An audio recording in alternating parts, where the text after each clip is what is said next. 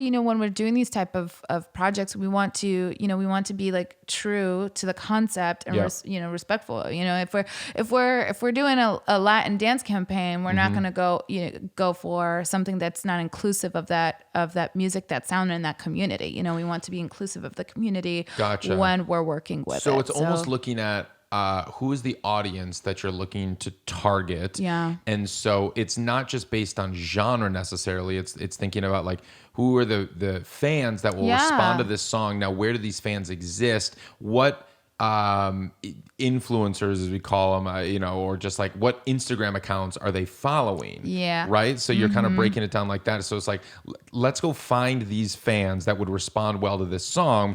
Oh, they happen to be following these Instagram accounts. They're, quote unquote influencers, which just people with lots of followings. And then we want to get on those accounts because that's where our audience is, right? Absolutely. So then you go to those accounts, you go to those people, those influencers is the term now, and right, and you say, okay, what does that then look like? So you said like we love the content you make. So give us an example for this song.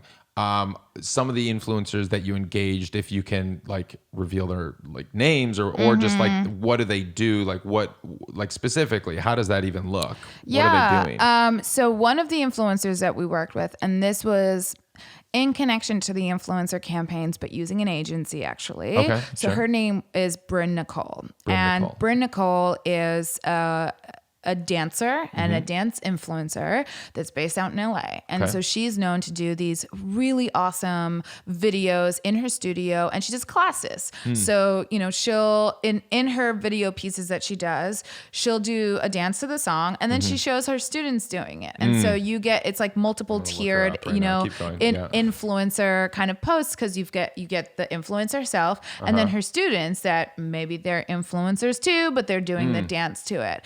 And, with this song especially, there was a big focus around dance influencers because, ultimately we knew it was a great dance song. So she has 106,000 followers.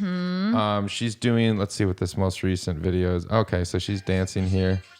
And so I'm assuming you're lining all of these people up to like post the week the song comes out kind of thing? Yeah. That's part of it? So it's week and then after, because we don't want to release all of our goodies at once, right? In a sense, and we want to spread things out. So there's constant new content coming out.